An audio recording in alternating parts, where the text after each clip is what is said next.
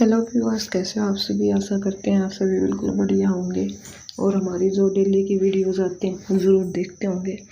तो आज फिर लेकर आए हैं हम अपनी साइकोलॉजी की वीडियो। आप सभी को पता है साइकोलॉजी जो होती है हमारे सीटेट में, एसटेट में और एसटेट के हमारे तीनों पार्ट जैसे पीआरटी, टीजीटी या पीजीटी सबके लिए महत्वपूर्ण होती है और 30 क्वेश्चन आपको कंप्लीट करने होते हैं। तो वो 30 क्वेश्चन आपके 2 वीडियो में कवर हो जाएं, तो इसलिए ये वीडियो हम लेकर आए हैं। तो हमारे जो क्वेश्चन रहेगा, फर्स्ट क्वेश्चन रहेगा साइकोलॉजी से रिलेटेड, मनोवैज्ञानिक शब्द कहाँ से आया है।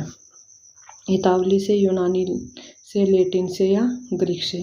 तो राइट आंसर जो रहेगा हमारा वो डी रहेगा, ग्रीक से आया है जो मनोविज्ञान नाम का जो शब्द है। मनोविज्ञान का मतलब क्या होता है, साइकोलॉजी यानी मन का विज्ञान।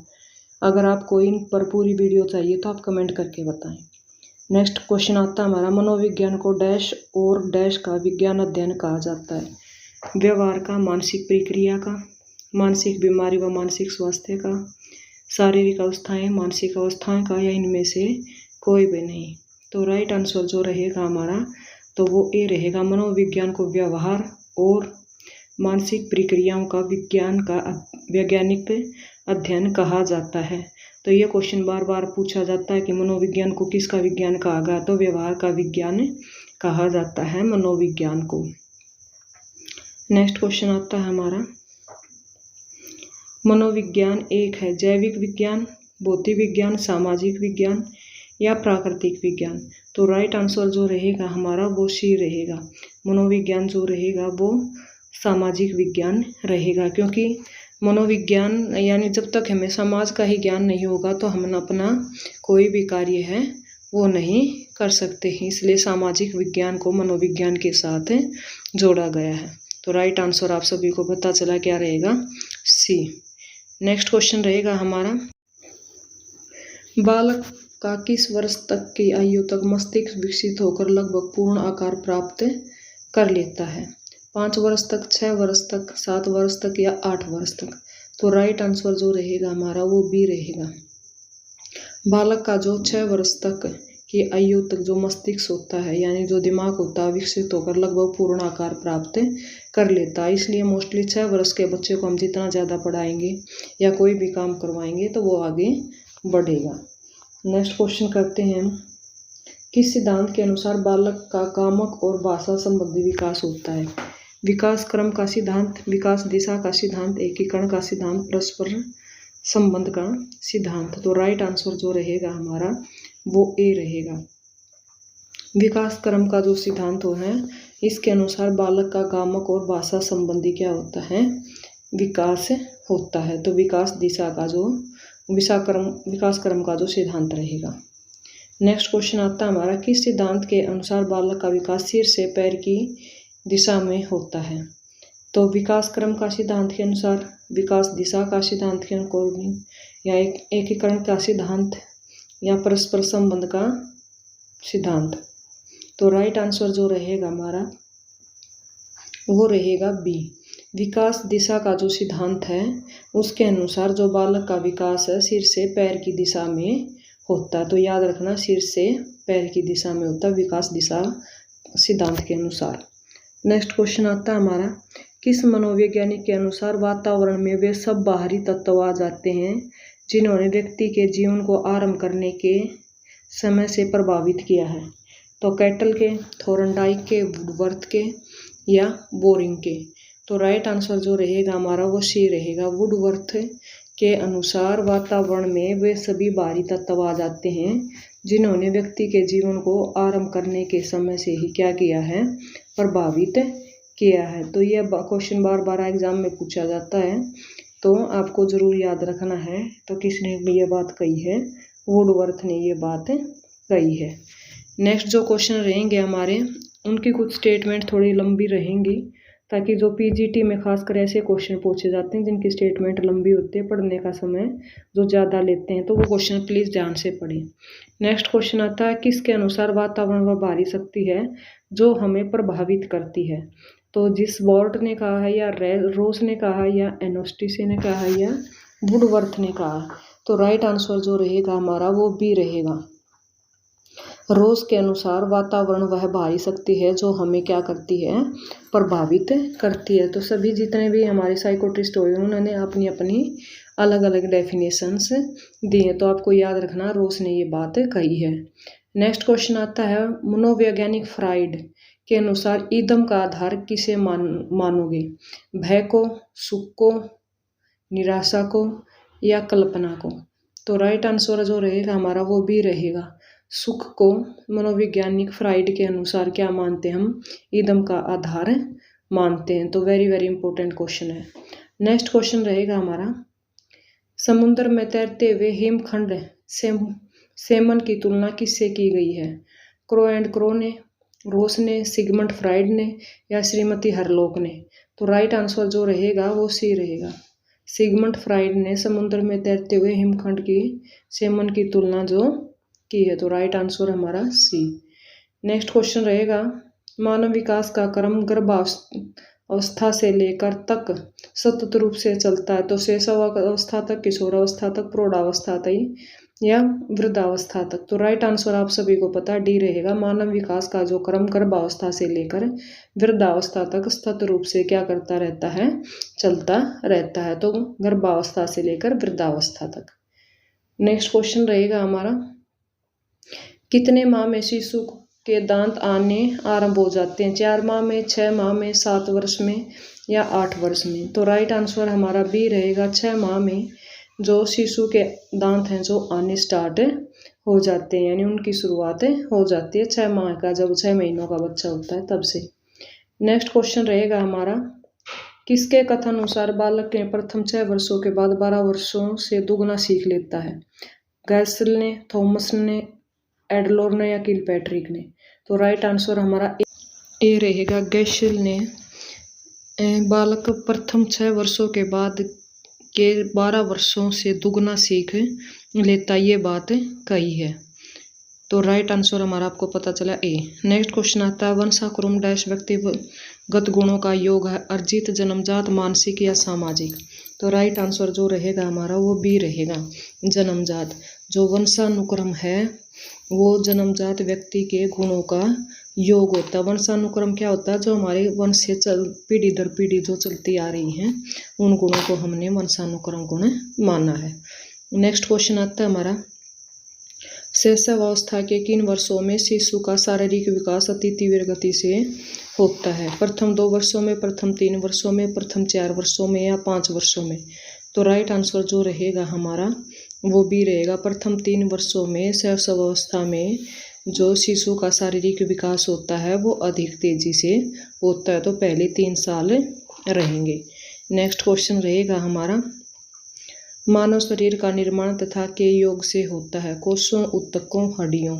तो राइट आंसर जो रहेगा हमारा वो रहेगा ए, मानव शरीर का निर्माण जो कोष होता है के योग से होता है, यानी जो जिनको हम गुणसूत्र भी बोलते हैं उनके योग से होता है। नेक्स्ट क्वेश्चन रहेगा हमारा, शरीर का आरंभ जिस कोष से होता है वह कहलाता है उत्पाद कोष, निर्माण कोष, संयुक्त कोष, इनमें से कोई नहीं। तो राइट आंसर जो रहेगा हमारा वो सी रहेगा, शरीर का आरंभ जिस कोष से होता है उसको हम क्या बोलते हैं, संयुक्त कोष बोलते हैं। तो राइट आंसर आपको पता चला सी। साइकोलॉजी में इनसे रिलेटेड अगर आपको कंप्लीट वीडियो चाहिए है कोषों से रिलेटेड तो वो भी आप कमेंट करके हमें बता सकते हैं। वैसे कोषों के जो मेन क्वेश्चन पूछे जाते हैं वो सारे डाल दिए गए हैं। नेक्स्ट क्वेश्चन आता है हमारा, संयुक्त कोष किस क्रम में आगे बढ़ते हैं, 1 3 5 7 9, 2 4 6 8 10, 3 6 9 12 15, 2 4 8 16 32। तो राइट आंसर जो रहेगा हमारा वो डी रहेगा, 2 4 8 16 32। जो संयुक्त कोष होते हैं वो इस क्रम में क्या होता है, आगे बढ़ते हैं। तो संयुक्त कोष का आपको पता चला। तो ये क्वेश्चन कई बार पूछ लिया जाता है एग्जाम में, तो इसलिए क्वेश्चन डाला गया है। नेक्स्ट जो क्वेश्चन रहेगा संयुक्त कोष से रिलेटेड क्वेश्चन रहेगा, संयुक्त कोष का निर्माण 2 डैश कोषों से होता है, पितृ, मातृ या उत्पादक या इनमें से कोई नहीं। तो राइट आंसर जो रहेगा हमारा वो रहेगा सी, उत्पादक। संयुक्त कोषों का जो निर्माण है वो उत्पादक 2 उत्पादक कोषों से होता है। तो राइट आंसर आपको पता चला क्या, सी उत्पादक। नेक्स्ट क्वेश्चन आता है हमारा, स्त्री और पुरुष दोनों के कोषों में कितने गुणसूत्र होते हैं? तो 20, 22, 22, 22, 23, 23, 24, 24। तो राइट आंसर जो रहेगा हमारा वो सी रहेगा, 23, 23 गुणसूत्र होते हैं जो स्त्री और पुरुष के दोनों के कोषों में जो गुणसूत्र होते हैं। नेक्स्ट जो क्वेश्चन रहेगा हमारा, प्रत्येक गुणसूत्र में कितने पितरेक होते हैं? 10 से 20, 20 से 100, 40 से 100, 80 से 100। तो राइट आंसर जो रहेगा हमारा वो सी रहेगा, 40 से 100 होते हैं प्रत्येक गुणसूत्र के जो पितरेक होते हैं। तो गुणसूत्र आपको पता चला कि कोषों के अंदर क्या होते हैं, गुणसूत्र, और गुणसूत्र के अंदर क्या होते हैं, पितरेक होते हैं। तो इस तरीके से क्वेश्चन एक दूसरे के ऊपर डिपेंड हैं, तो ध्यान से पढ़ें। नेक्स्ट जो क्वेश्चन रहेगा हमारा वो भी कोष से रिलेटेड रहेगा कि कोष में क्या क्या होता है और उसकी निरंतरता कैसे चलती है। तो नेक्स्ट क्वेश्चन आता है,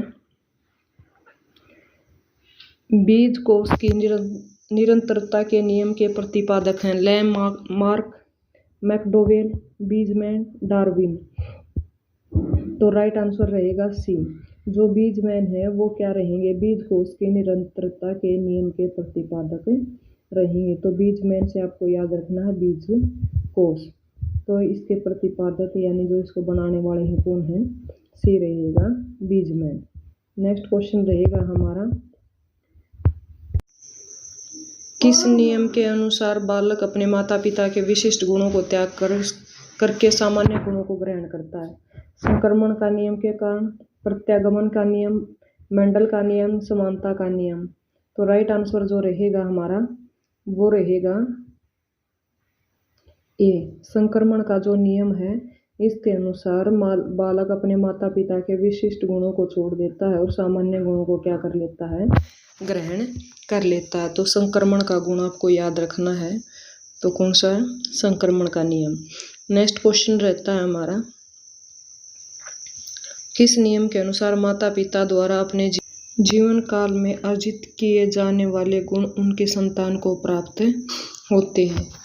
तो समानता के नियम में, भिन्नता के नियम में, संक्रमण के नियम में या प्रत्यागमन के नियम में? तो राइट आंसर जो रहेगा वो डी रहेगा, प्रत्यागमन के नियम में के अनुसार माता पिता द्वारा अपने जीवन काल में अर्जित किए जाने वाले गुण उनकी संतान को प्राप्त होते हैं।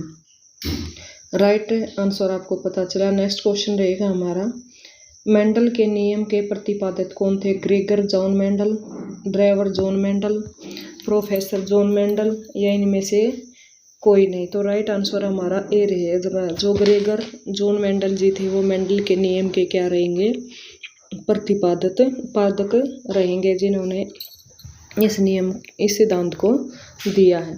नेक्स्ट क्वेश्चन रहेगा हमारा, मेंडल ने किसके ऊपर प्रयोग किए हैं? चूहे व कुत्ते के ऊपर, कुत्ते व शेर के ऊपर, चूहे व मटर के ऊपर या उपयुक्त सभी? तो राइट आंसर जो रहेगा हमारा वो सी रहेगा, चूहे व मटर के ऊपर मेंडल ने क्या किए हैं, अपने प्रयोग किए हैं, जिनसे उनको जो प्रोसेसर होता है उसके बारे में बताया है प्रतिपादन का।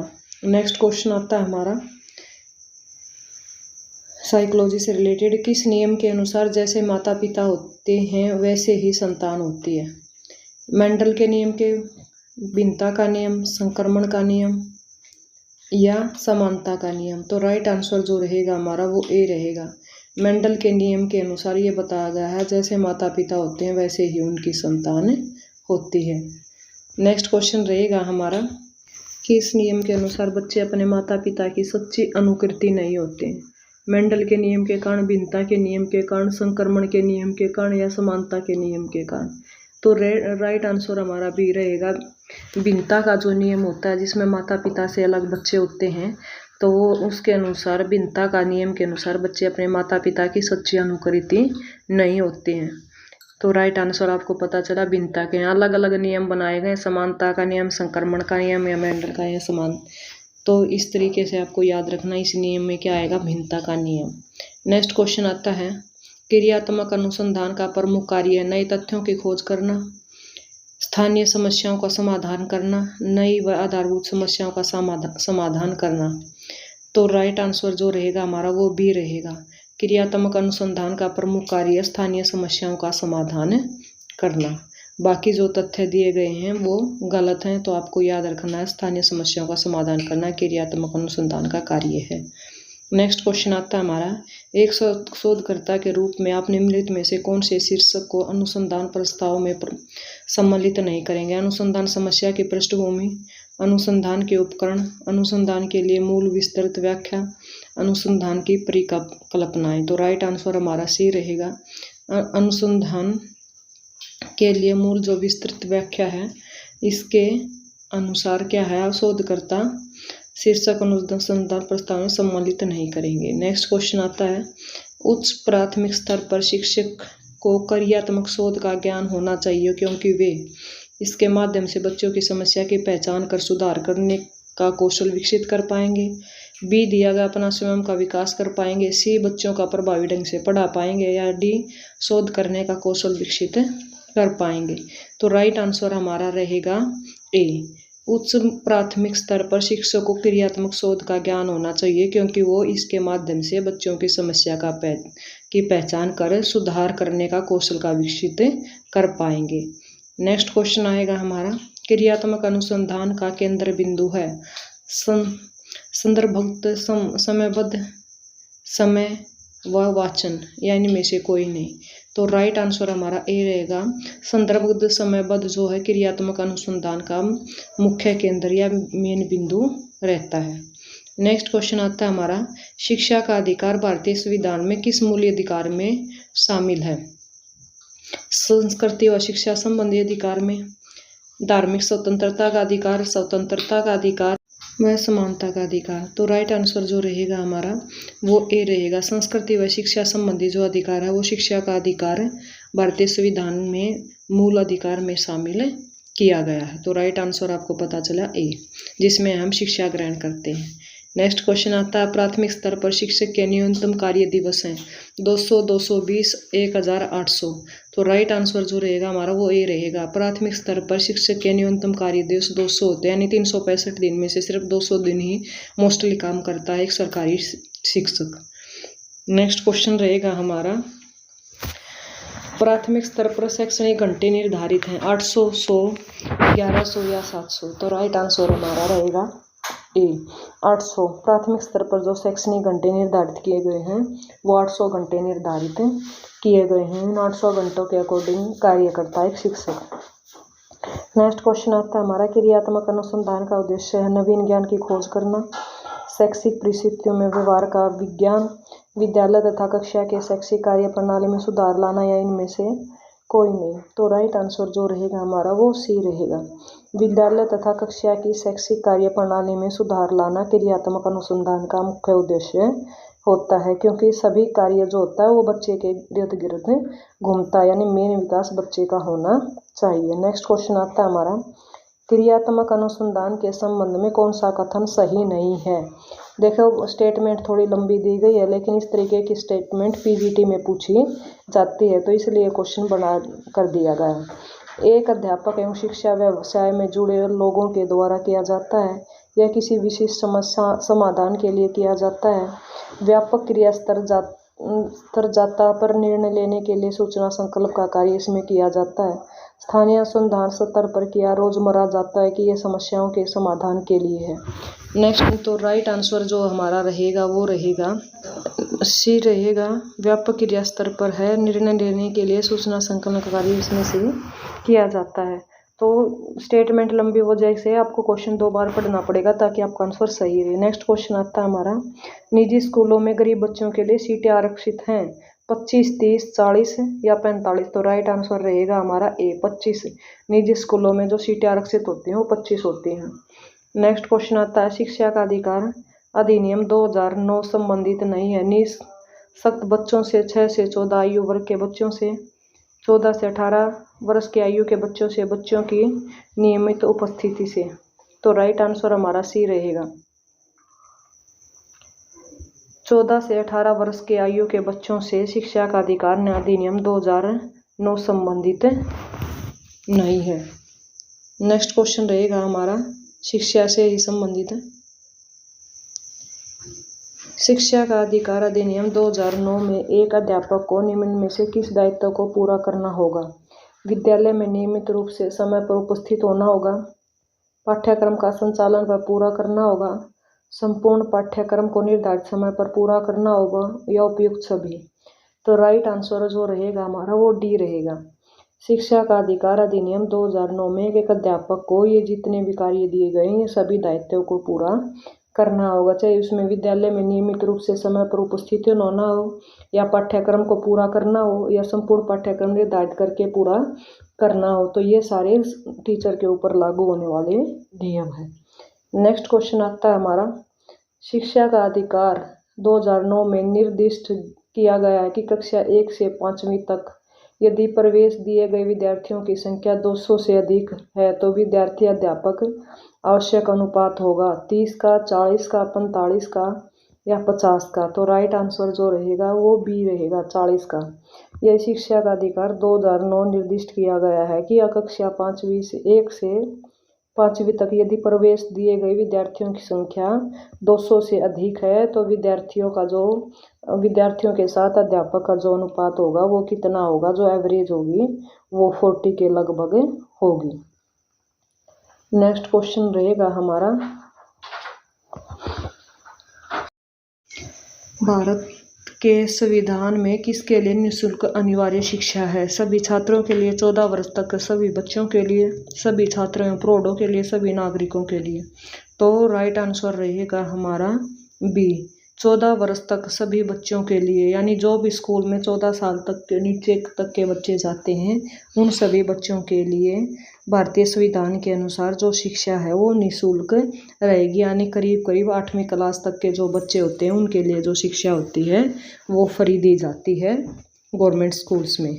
नेक्स्ट क्वेश्चन आता है हमारा मानवीय मूल्यों जिनका अस्तित्व प्रकृति में सार्वत्रिक के विकास का अर्थ है मतारोपण, अंगीकरण, अनुकरण, अभिव्यक्ति। तो राइट आंसर जो रहेगा हमारा वो डी रहेगा। अभिव्यक्ति जो है मानवीय मूल्यों जिनका अस्तित्व प्रकृति में सार्वत्रिक सर्वाधिक आएगा के विकास का अर्थ है। तो राइट आंसर जो हमारा क्या रहेगा डी। नेक्स्ट क्वेश्चन आता है हमारा मूल्यांकन का मुख्य उद्देश्य होना चाहिए शिक्षार्थियों की त्रुटियां निकालना, शिक्षार्थियों की उपलब्धि का मापना, यह निर्णय लेना कि क्या विद्यार्थी को अगली कक्षा में प्रोन्नत किया जाना चाहिए, सीखने में होने वाली कमियों को निदान एवं उपचार। देखिए सारे जो को बाकी दिए गए हैं वो सभी रॉन्ग है, लेकिन जो डी पार्ट दिया गया है वो सही है। मूल्यांकन का मुख्य उद्देश्य होना चाहिए कि सीखने में होने वाली कमियों का निदान एवं उपचार, यानी जब विद्यार्थी कोई भी कार्य हम किसी को सिखाते हैं तो कमियां कहाँ है कि वो बच्चा नहीं सीख पा रहा है और उसको किस तरीके से दूर किया जाए, तो इसी को हम क्या बोलते हैं, निदान और उपचार बोलते हैं। तो मेन उद्देश्य बच्चे के इर्द गिर्द होता है शिक्षा का। नेक्स्ट क्वेश्चन आता है एक प्रमाणीकृत परीक्षण में होता है विश्वसनीयता एवं वैधता, निबंधात्मक प्रश्न, मौखिक प्रश्न या प्रायोगिक प्रश्न। तो राइट आंसर जो रहेगा हमारा वो ए रहेगा। विश्वसनीयता एवं वैधता में एक प्रमाणीकृत परीक्षण में होती है। तो विश्वसनीयता क्या होती है कि किस तरीके से हम किस प्रमाण के ऊपर या किस परीक्षण के ऊपर पहुंचे हैं, उसमें क्या होनी चाहिए, एक विश्वास भी होना चाहिए और पूर्ण रूप से वो यानी वैध होनी चाहिए। नेक्स्ट क्वेश्चन आता है हमारा सतत एवं व्यापक मूल्यांकन की एक तकनीक है स्तर मूल्यांकन, अर्धवार्षिक, निदानात्मक मूल्यांकन, इकाई मूल्यांकन। तो राइट आंसर जो रहेगा हमारा वो सी रहेगा, निदानात्मक मूल्यांकन। यानी जो सतत एवं व्यापक मूल्यांकन की एक तकनीक है वो निदानात्मक मूल्यांकन के अंतर आती है। सतत क्या होता है, लगातार, और व्यापक जो मूल्यांकन होता है जिसमें बच्चों की मुश्किलों को दूर किया जाता है। नेक्स्ट क्वेश्चन रहेगा हमारा राष्ट्रीय पाठ्यक्रम रूपरेखा 2005 में सामाजिक अध्ययन में निम्न में से किन मुद्दों को शामिल करने की अनुशंसा की गई है? लैंगिक केवल मुद्दों पर, सभी स्तरों के विद्यार्थियों के लैंगिक एवं स्वास्थ्य संबंधी मुद्दों पर, लैंगिक व किशोर दोनों मुद्दों पर, केवल किशोरों के मुद्दों पर। तो राइट आंसर बी रहेगा, सभी स्तरों के विद्यार्थियों के लैंगिक एवं स्वास्थ्य संबंधी मुद्दों के ऊपर रूपरेखा तैयार की गई है 2005 की। नेक्स्ट क्वेश्चन रहेगा हमारा, किसी परीक्षण की विश्वसनीयता जितनी अधिक होगी उसकी वैधता उतनी ही अधिकतम होगी, कम होगी, सामान्य होगी या बराबर होगी। तो राइट आंसर जो रहेगा हमारा वो ए रहेगा कि किसी परीक्षण की विश्वसनीयता जितनी अधिक होगी तो उसकी वैधता उसकी उतनी ही अधिकतम होगी। विश्वसनीयता और वैधता दोनों एक साथ चलने वाले शब्द हैं, इसलिए जितनी विश्वसनीयता वैधता उतनी ही अधिक। तो कोई भी परीक्षण हो ये दोनों साथ में रहेंगी। नेक्स्ट क्वेश्चन रहेगा हमारा, एक अच्छे परीक्षण की कौन सी विशेषता नहीं है? वैधता, विश्वसनीयता, वस्तुनिष्ठता या उत्तीर्ण करना। तो राइट आंसर जो रहेगा हमारा वो डी रहेगा, उत्तीर्ण करना। एक अच्छे परीक्षण की विशेषता उत्तीर्ण करना, सिर्फ सफल नहीं होना बल्कि उसमें सारी चीजें आपको आनी चाहिए, उसमें वैधता भी हो, विश्वसनीयता भी और वस्तुनिष्ठता भी हो। नेक्स्ट क्वेश्चन आता है हमारा, छात्रों में रटने की प्रवृत्ति को रोकने हेतु कैसे प्रश्न पूछने चाहिए? वस्तुनिष्ठ, लघु उत्तरीय, दीर्घ उत्तरीय या निबंधात्मक। तो राइट आंसर जो रहेगा हमारा ए रहेगा, वस्तुनिष्ठ। छात्रों की रटने की प्रवृत्ति को रोकने के लिए हम वस्तुनिष्ठ प्रश्न किसको बोलते हैं? जो हम मल्टीपल चॉइस क्वेश्चन होते हैं, जो हम एमसीक्यूज बोलते हैं, और बड़े बड़े कम्पिटिटिव एग्जाम में इसी तरीके के जो क्वेश्चन होते हैं वो पूछे जाते हैं, इनको हम वस्तुनिष्ठ क्वेश्चन बोलते हैं या एमसीक्यूज बोलते हैं। नेक्स्ट क्वेश्चन आते हैं, उपचारात्मक शिक्षण की सफलता निर्भर करती है समय व अवधि पर, समस्याओं के कारणों को सही पहचान पर, उपचारात्मक शिक्षण सामग्री पर, भाषिक नियमों के आधार पर। तो राइट आंसर हमारा बी रहेगा, समस्याओं के कारणों की सही पहचान पर क्या रहेगा? उपचारात्मक शिक्षण की सफलता निर्भर करती है। यानी कोई भी हमारी समस्या है, उस समस्या की पहचान करके, उसके कारणों की पहचान करके उस समस्या को दूर करना यानी उपचार करना, तभी हम क्या मानते हैं? शिक्षण को सफल मानते हैं। नेक्स्ट क्वेश्चन रहेगा हमारा, सामाजिक अध्ययन में मूल्यांकन का प्रमुख प्रयोजन है कक्षा परीक्षण में सुधार करना, विद्यार्थियों के कार्य निष्पादन का प्रमाणित करना, कक्षा शिक्षण में सुधार व कार्य निष्पादन को प्रमाणित करना, परीक्षण पद्धति व पाठ्यक्रम में सुधार करना। तो उत्तर जो रहेगा हमारा वो सी रहेगा, कक्षा शिक्षण में सुधार व कार्य निष्पादन को प्रमाणित करना सामाजिक अध्ययन का मूल्यांकन का प्रमुख रूप से प्रयोजन किया गया। तो राइट आंसर आपको याद रखना है, क्या रहेगा हमारा? सी, कक्षा शिक्षण में सुधार व कार्य निष्पादन को प्रमाणित करना ही क्या रहेगी? सामाजिक अध्ययन में मूल्यांकन का प्रमुख प्रयोजन रहेगा। नेक्स्ट क्वेश्चन जो रहेगा हमारा, निम्नलिखित संरचनाओं में से शिक्षा का अधिकार अधिनियम 2009 किसकी वकालत करता? मुख्य धारा शिक्षा, एकीकृत शिक्षा, समावेशी शिक्षण या पृथक्करण। तो राइट आंसर जो रहेगा हमारा वो ए रहेगा, समावेशी शिक्षण का। जो संरचनाएं दे शिक्षा का जो अधिकार अधिनियम 2009 बनाया गया है, उसमें समावेशी शिक्षा की बच्चे को सिर्फ एक तरह की शिक्षा ना दी जाए, बच्चे को अलग अलग तरह की सभी शिक्षाओं का ज्ञान होना चाहिए, यानी विषयों का ज्ञान हो, ताकि बच्चे का समग्र विकास हो सके। नेक्स्ट क्वेश्चन आता है हमारा, निःशुल्क अनिवार्य बाल शिक्षा अधिकार अधिनियम 2009 में दिव्यांग बच्चों की निःशुल्क शिक्षा के अधिकारों को सुनिश्चित करता है। 3 वर्ष से 18 वर्ष तक के लिए, 6 वर्ष से 14 वर्ष तक के लिए, 6 वर्ष से 22 वर्ष तक के लिए, 6 वर्ष से 18 वर्ष तक के लिए। तो राइट आंसर जो रहेगा हमारा बी रहेगा, 6 वर्ष से 14 वर्ष तक के जितने भी बच्चे आते हैं सभी को निःशुल्क और अनिवार्य बाल शिक्षा का अधिकार अधिनियम दिया गया है 2009 के अकॉर्डिंग, और इसमें दिव्यांग बच्चों को भी निःशुल्क शिक्षा देने का अधिकार दिया गया है। पहले क्वेश्चन थोड़ी दूसरी दिशा से पूछा गया था, अब की बार दूसरी, तो इसलिए आपको याद रखना है 6 से 14 वर्ष तक के बच्चों के साथ साथ जितने भी दिव्यांग बच्चे हैं, तो 2009 में ये कानून पारित किया। एक ही क्वेश्चन में से बहुत सारे क्वेश्चन बन रहे हैं, तो क्वेश्चन किसी भी तरीके से आपसे पूछा जा सकता है। नेक्स्ट क्वेश्चन आता है हमारा, भारतीय संविधान के किस अनुच्छेद में 6 से 14 आयु वर्ग के बच्चों के लिए निःशुल्क व अनिवार्य शिक्षा का अधिकार शामिल किया गया है? तो भारतीय संविधान से रिलेटेड क्वेश्चन है, और भारतीय हमारा जो संविधान है उसमें ये क्वेश्चन बार बार लिखे गए हैं और पूछे भी जाते हैं। तो अनुच्छेद 26, 15, 45, 21 तो राइट आंसर जो रहेगा हमारा डी रहेगा, अनुच्छेद 21A। तो 21 नहीं, सिर्फ 21A के अकॉर्डिंग 6 से 14 आयु वर्ग के बच्चों के लिए निःशुल्क व अनिवार्य शिक्षा का अधिकार प्रदान किया गया है। किसमें? भारतीय संविधान में। तो वेरी वेरी इंपॉर्टेंट क्वेश्चन रहेगा।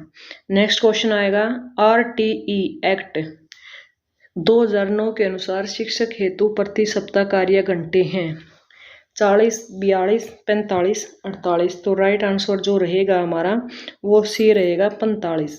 यानी RTE एक्ट 2009 के अनुसार जो अधिनियम बनाया गया 2009 में शिक्षा का जो अधिकार दिया गया, तो शिक्षक के हेतु प्रति सप्ताह यानी एक सप्ताह में कितने घंटे कार्य करेगा टीचर?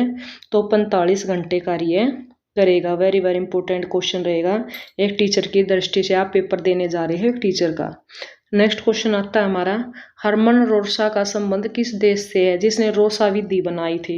तो उसका हरमन रोसा का जो संबंध रहेगा वो किससे रहेगा? स्विट्जरलैंड से, जर्मनी से, US से या रूस से? तो राइट आंसर रहेगा हमारा ए, स्विट्जरलैंड से हरमन रोसा का जो संबंध रहेगा। नेक्स्ट जो क्वेश्चन रहेगा हमारा साइकोलॉजी से रिलेटेड, CAT विस्तारित रूप बताना है, यानी इसकी फुल फॉर्म बतानी है। CAT की फुल फॉर्म क्या होती है? तो सेंट्रल एप्रिसिएप्शन टेस्ट है, या चाइल्ड एक्चुअलाइजेशन टेस्ट है, या चिल्ड्रन एप्रिसिएप्शन टेस्ट है, या सेंट्रल एप्रिसिएप्शन टेस्ट है? तो राइट आंसर आपको पता चल चुका होगा, सी रहेगा हमारा चिल्ड्रन एप्रिसिएप्शन टेस्ट। यानी CAT की फुल फॉर्म, यानी हम साइकोलॉजी पढ़ रहे हैं तो चिल्ड्रन यानी एक बच्चे के ऊपर नहीं, बहुत सारे बच्चों के ऊपर जो टेस्ट किए जाते हैं वो क्या रहेगी? CAT की फुल फॉर्म रहेगी, जिसमें बहुत सारे बच्चों को एक साथ इकट्ठा करके सबका अलग अलग रूप से निरीक्षण किया जाता है। नेक्स्ट क्वेश्चन रहेगा हमारा, शब्द साहचर्य परीक्षण को व्यक्तित्व मापन को किस विधि के अंतर्गत वर्गीकृत किया गया है? प्रेक्षेपी विधि, आत्मनिष्ठ विधि, वस्तुनिष्ठ विधि, मनोविश्लेषण विधि? तो राइट आंसर जो रहेगा हमारा वो ए रहेगा, प्रेक्षेपी विधि। शब्द साहचर्य के परीक्षण को व्यक्तित्व मापन में प्रेक्षेपी विधि का क्या किया गया है? प्रयोग किया गया है। इस विधि के ये सारी जो विधियां दी गई हैं नीचे, ये भी विधियां दी गई हैं, तो लेकिन इसमें क्या आएगी? प्रेक्षेपी विधि आएगी। नेक्स्ट क्वेश्चन आता है, अंतः दर्शन विधि, प्रश्नावली विधि, व्यक्ति इतिहास विधि एवं साक्षात्कार विधि व्यक्ति के मापन की विधियां कही जाती हैं? तो प्रेक्षेपी विधियां कही जाती हैं, वस्तुनिष्ठ विधियां कही जाती हैं, मनोविश्लेषण विधियां कही जाती हैं, या आत्मनिष्ठ विधियां कही जाती हैं? तो राइट आंसर आपको पता चल गया होगा, जिसमें अंतर्दर्शन विधि है, प्रश्नावली है, या व्यक्ति इतिहास है, या साक्षात्कार विधि है। तो डी इसका राइट आंसर रहेगा, आत्मनिष्ठ विधियां बोली जाती हैं। जो ये विधियां दी गई हैं जिसमें व्यक्ति अपने आप आत्मनिष्ठ यानी अपने आप का खुद का क्या करता है? विश्लेषण करता है कि मैंने कौन से कार्य सही किए हैं और कौन से गलत किए हैं। तो राइट आंसर आपको पता चला। नेक्स्ट क्वेश्चन आता है, तथ्यों को पैमानों पर तोलना एवं परखना क्या कहलाता है? रचनात्मकता, मूल्यांकन, संश्लेषण या विश्लेषण? तो राइट आंसर जो रहेगा हमारा वो बी रहेगा, मूल्यांकन कहलाता है। तथ्यों को पैमानों पर तोलना या परखना, तो आपको याद रखना क्या रहेगा? बी आपका राइट आंसर रहेगा, मूल्यांकन। साइकोलॉजी से रिलेटेड ये सारे क्वेश्चन पूछे जाते हैं, इसलिए इस तरीके के क्वेश्चन डाले गए हैं। नेक्स्ट क्वेश्चन है आपका शिक्षा से रिलेटेड रहेगा, शिक्षा का अधिकार अधिनियम 2009 के अनुसार विशेष आवश्यकता वाले बच्चों को पढ़ना चाहिए, खासतौर पर उन्हीं के लिए बनाए गए विशेष विद्यालयों में, घर पर माता पिता और देखभाल करने वालों के साथ जो उन्हें आवश्यक सहायता उपलब्ध कराएं। समावेशी शिक्षा व्यवस्था इस प्रावधान के साथ कि उनकी व्यक्तिगत आवश्यकताओं की पूर्ति की जा सके। व्यावसायिक प्रशिक्षण केंद्रों में जो उन्हें जीवन कौशलों के लिए तैयार करेंगे। तो राइट आंसर आप देखिए कि शिक्षा का अधिकार अधिनियम 2009 के अनुसार विशेष आवश्यकता वाले बच्चों को कहाँ पढ़ना चाहिए। तो आपको आंसर कौन सा नजर आ रहा है? तो राइट आंसर हमारा सी रहेगा, समावेशी शिक्षा व्यवस्था में इस प्रावधान के साथ कि उनकी व्यक्तिगत आवश्यकताओं की पूर्ति की जा सके। तो राइट आंसर हमारा सी रहेगा, जिसमें बच्चे के जैसा बच्चा होगा उसी के अकॉर्डिंग उसको विशेष शिक्षा दी जाएगी और उसमें बच्चे को विशेष ज्ञान प्राप्त होगा। खास तौर पर न तो ऐसे विद्यालय उस मतलब उन्हीं के लिए बनाए गए, इससे बच्चा डेमोरलाइज हो जाएगा। और अगर माता पिता उनके अकॉर्डिंग, तो माता पिता पूर्ण रूप से उनको सारी चीज़ों के नॉलेज नहीं दे सकते हैं, या व्यावसायिक प्रशिक्षण केंद्र बनाए जाएं तो वो सारे उनके ऊपर बर्डन भी आ सकता है। तो इसलिए राइट आंसर हमारा सी रहेगा। नेक्स्ट क्वेश्चन आता है, बालकों को मुफ्त एवं अनिवार्य शिक्षा का अधिकार 2009 देश में कब लागू हुआ? 1 अप्रैल 2009 को, 1 अप्रैल 2010 को, 1 नवंबर 2010 को, 1 नवंबर 2010 को। तो राइट आंसर जो रहेगा हमारा वो रहेगा बी, 1 अप्रैल 2010 को बालकों को मुफ्त एवं अनिवार्य शिक्षा अधिकार जो है वो लागू किया गया। हम कई बार 2009 दिया गया तो इसके अकॉर्डिंग हम क्वेश्चन को गलत भी कर सकते हैं, तो इसलिए आपको याद रखना है 1 अप्रैल 2010 को लागू किया गया। नेक्स्ट क्वेश्चन आता है हमारा, शिक्षा का अधिकार अधिनियम 2009 के क्रियान्वयन के बाद कक्ष अप्रभावित है क्योंकि शिक्षा का अधिकार विद्यालय में कक्षा की औसत आयु को प्रभावित नहीं करता है। जेंडर के अनुसार अधिक सामाजिकता है, आयु के अनुसार अधिक समझातीय है, या आयु के अनुसार अधिक विसमझातीय है। तो राइट आंसर जो रहेगा हमारा वो रहेगा सी, आयु के अनुसार अधिक समझातीय है। शिक्षा का अधिकार अधिनियम 2009 के क्रियान्वयन के बाद कक्षा कक्ष आयु के अनुसार अधिक क्या हो गया, समझातीय हो गया। यानी जिस तरीके जैसे बच्चों की आयु है लगभग सेम एज के बच्चे एक ही क्लास में पाए जाते हैं। कोई अपवाद होता है जिसमें क्या होते हैं बच्चे सेम एज का नहीं होता, नहीं तो मोस्टली लड़का और लड़की एक ही एज के पाए जाते हैं। नेक्स्ट क्वेश्चन आता है हमारा, शिक्षा का अधिकार अधिनियम 2009 में 6 से 14 वर्ष तक के आयु के बच्चों में विद्यालय कभी न गए अथवा विद्यालय शिक्षा अधूरी छोड़ने वाले बच्चों को शिक्षण की मुख्य धारा से जोड़ने हेतु विशेष पाठ्यक्रम लागू करने में जोर दिया गया, विशेष प्रशिक्षण लागू करने पर जोर दिया गया, अलग से विद्यालय खोलने की बात की गई, अलग से शिक्षक नियुक्त करने की बात कही गई। तो राइट आंसर जो रहेगा इसमें हमारा वो भी रहेगा, विशेष प्रशिक्षण लागू करने पर जोर दिया गया। शिक्षा का अधिकार अधिनियम 2009 में 6 से 14 वर्ष तक के जो बच्चे विद्यालयों में नहीं गए और विद्यालय शिक्षा बीच में ही किसी मजबूरी की वजह से उन्हें छोड़ना पड़ा। तो right answer B. Next question आता है, भारत के शैक्षिक इतिहास में किसने प्राथमिक शिक्षा को मौलिक अधिकार संबंधी बिल धारा सभा इंपीरियल काउंसिल में प्रस्तुत किया? कपिल सिब्बल ने, जवाहरलाल नेहरू ने, गोपाल कृष्ण गोखले ने, या अब्दुल कलाम आज़ाद ने? तो राइट आंसर जो रहेगा हमारा वो सी रहेगा, गोपाल कृष्ण गोखले ने भारत के शैक्षिक इतिहास में प्राथमिक शिक्षा को मौलिक संबंधी बिल धारा सभा इंपीरियल काउंसिल प्रस्तुत करने का जो है वो अधिकार दिया। तो राइट आंसर आपको याद रखना है गोपाल कृष्ण गोखले रहेगा। नेक्स्ट जो क्वेश्चन रहेगा हमारा शिक्षा से रिलेटेड, निम्न में से कौन सा क्रियात्मक शोध से संबंधित नहीं है? स्टेटमेंट थोड़ी लंबी है तो प्लीज ध्यान से पढ़ें। क्रियात्मक शोध सिद्धांत निर्माण में सहायता करता है, यह व्यवहारिक समस्या के समाधान करने में सहायता करता है, त्वरित चिंताजनक समस्या के ऊपर यह केंद्रित होता है, यह रचनात्मक प्रतिक्रिया देता है जैसे उद्देश्य प्रणाली और में खुला परिवर्तन होना। तो राइट आंसर जो रहेगा हमारा वो ए रहेगा, क्रियात्मक शोध से संबंधित नहीं है, क्रियात्मक शोध सिद्धांत निर्माण में सहायता करता है। बाकी जो तीनों चीजें दी गई हैं जिसमें व्यवहारिक समस्या में समाधान करना है, या चिंताजनक समस्या के ऊपर ध्यान केंद्रित करना, या रचनात्मक प्रतिक्रिया करना है, उद्देश्य प्रणाली बनाएगी, ये सारे सही हैं, लेकिन जो फर्स्ट है वो इसका गलत रहेगा। नेक्स्ट क्वेश्चन आता है, क्रियात्मक अनुसंधान बल देता है तात्कालिक अनुप्रयोगों पर, सिद्धांत विकास पर, सामान्य अनुप्रयोग पर, सामान्य वातावरण में समस्या समाधान पर। तो राइट आंसर जो रहेगा हमारा वो ए रहेगा, तात्कालिक अनुप्रयोग पर। क्रियात्मक अनुसंधान जो है वो तात्कालिक अनुप्रयोग के ऊपर क्या देता है, बल देता है। नेक्स्ट क्वेश्चन रहेगा हमारा, क्रियात्मक अनुसंधान के महत्व के बारे में निम्न में से कौन सा कथन सही नहीं है? उपभोक्ता की अनुसंधान करता है, समस्याओं का हल शीघ्रता से प्राप्त हो जाता है। समस्याओं का हल अभ्यास से लिया जाता है और उसका मूल्यांकन नहीं किया जाता है। उपरोक्त में से कोई नहीं। तो राइट आंसर जो रहेगा हमारा वो डी रहेगा। क्रियात्मक अनुसंधान के महत्व के बारे में जितने भी कथन हैं ये सारे कोई भी इसके अंदर शामिल नहीं होता है। तो इनमें से कोई नहीं है। जो क्रियात्मक अनुसंधान का महत्व था वो हमने पहले ही बता दिया है। नेक्स्ट क्वेश्चन आता है हमारा, अनुसंधान जो सामाजिक समस्या में संबंधित होता है तथा विद्यालय की जनशक्ति के द्वारा विद्यालय में क्रियाकलापों में सुधार हेतु संचालित किया जाता क्या कहलाता है? मौलिक अनुसंधान, क्रियात्मक अनुसंधान, सामाजिक अनुसंधान, उपयुक्त में से कोई नहीं।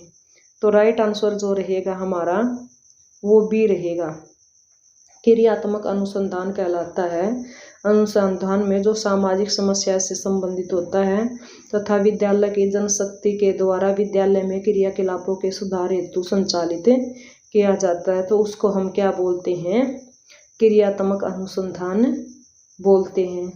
तो ये क्रियात्मक अनुसंधान से रिलेटेड मोस्टली आपको क्वेश्चन इसमें करवाए गए हैं, क्योंकि इससे क्वेश्चन कोई ना कोई लंबी स्टेटमेंट देकर आपसे पूछ लिया जाता है। नेक्स्ट क्वेश्चन रहेगा हमारा, मई 1998 में किसकी स्थापना की गई? जिला प्राथमिक शिक्षा कार्यक्रम की, राष्ट्रीय अध्यापक परिषद की, राष्ट्रीय बाल भवन की, राष्ट्रीय साक्षरता मिशन की। तो राइट आंसर जो रहेगा हमारा वो डी रहेगा। राष्ट्रीय साक्षरता मिशन की स्थापना की गई है मई 1998 में। क्वेश्चन उल्टा भी आ सकता है कि राष्ट्रीय साक्षरता मिशन की स्थापना की गई, कब की गई? तो 1998 में। कई बार ये भी आ सकता है कौन से महीने में की गई है? तो मई के महीने में की गई है। नेक्स्ट क्वेश्चन रहेगा हमारा, मान लीजिए आप विद्यालय शिक्षा बोर्ड के अध्यक्ष हैं। आप अपने अधिकार क्षेत्रगत के आने वाले विद्यालय की शिक्षा में संपूर्ण गुणवत्ता को सुधार करने के लिए क्या योजनाएं बनाएंगे? इस पर प्रश्न का एक उदाहरण है। निम्न स्तरीय अभिसारी करेंगे, निम्न स्तरीय अपसारी करेंगे, उच्च स्तरीय अभिसारी करेंगे, उच्च स्तरीय अपसारी करेंगे। तो राइट आंसर जो रहेगा हमारा वो डी रहेगा। उच्च स्तरीय अपसारी करेंगे। अगर हम शिक्षा बोर्ड के अध्यक्ष हैं और हमारे अंडर में जितने भी विद्यालय आएंगे तो उनमें संपूर्ण गुणवत्ता को सुधारने के लिए हम उच्च स्तरीय अपसारी यानी हमारे जो बच्चों के लिए जो मेन होगा, जो बच्चों के इर्द गिर्द होगा और हर समस्या को सुलझाता होगा, तो वही कार्य हम क्या करेंगे? उच्च स्तरीय अपसारी करेंगे। नेक्स्ट क्वेश्चन आता है, CBSE द्वारा प्रस्तावित समूह परियोजना गतिविधि डैश का एक सशक्त साधन है। रोजमर्रा के शिक्षण में होने वाले तनाव को दूर करने का, अनेकता में एकता के संकल्प को प्रचार व प्रसार करने का, सामाजिक भागीदारिता को सुगम बनाने का, शिक्षक के भार को हल्का करने का। तो राइट आंसर जो रहेगा हमारा वो क्या रहेगा? देखिए ऊपर क्या दिया गया है, CBSE द्वारा प्रस्तावित समूह परियोजना गतिविधि का एक सशक्त साधन है अनेकता में एकता की संकल्प को प्रचार प्रसार करने का। और नेक्स्ट क्वेश्चन है, निःशुल्क एवं अनिवार्य शिक्षा का अधिकार 2009 में अनिवार्य शब्द का अर्थ है। स्टेटमेंट लंबी है तो ध्यान से पढ़ें। केंद्र सरकार दाखिले, उपस्थित और प्रारंभिक शिक्षा में पूर्णता को सुनिश्चित करेगी। उचित सरकारी दाखिला, उपस्थिति और प्रारंभिक शिक्षा की पूर्णता को सुनिश्चित करेगी। दंडात्मक कार्य से बचने के लिए अपने बच्चों को विद्यालय भेजने के लिए अभिभावकों पर अनिवार्य रूप से जोर डाला गया है। अनिवार्य शिक्षा सतत परीक्षण के माध्यम से प्रदान की जाएगी। तो राइट आंसर आपको पता चला है वो क्या रहेगा? बी रहेगा। उचित सरकारें दाखिले, उपस्थिति और प्रारंभिक शिक्षा की पूर्णता को सुनिश्चित करेगी। ये निःशुल्क और अनिवार्य शिक्षा अधिकार जो 2009 में अनिवार्य शब्द का अर्थ बताया गया कि जो अनिवार्य शब्द है उसमें क्या होंगे? दाखिले कितने हैं, बच्चों की उपस्थिति कितनी है, प्रारंभिक शिक्षा की पूर्णता कितनी है, ये सारी चीज़ें जो हैं इसके अंदर शामिल की गई हैं। तो राइट आंसर आपको याद रखना है जो रहेगा बी। नेक्स्ट क्वेश्चन रहेगा हमारा, शिक्षा का अधिकार अधिनियम 2009 के क्रियान्वयन के बाद कक्षा कक्ष अप्रभावित हैं क्योंकि शिक्षा का अधिकार विद्यालय में कक्षा की औसत आयु को प्रभावित नहीं करता है। लिंग के अनुसार अधिक समझाती हैं, आयु के अनुसार अधिक समझाती हैं, आयु के अनुसार अधिक विषम जाती हैं। क्वेश्चन आ चुका था लेकिन माफ़ी चाहते हैं, क्वेश्चन रिपीट हुआ है, कोई बात नहीं, आपको क्वेश्चन रिवीजन होगा। तो आयु के अनुसार अधिक क्या होते हैं, समजातीय होते हैं। शिक्षा के अधिकार अधिनियम जो हमारे 2009 के अंदर दिया गया है। तो राइट आंसर आपको पता चला। नेक्स्ट जो क्वेश्चन रहेंगे हमारे साइकोलॉजी से रिलेटेड, जिसमें हम जो निःशुल्क शिक्षा आदि के बारे में जो बताए गए हैं, तो वैसा ही क्वेश्चन एक और आएगा।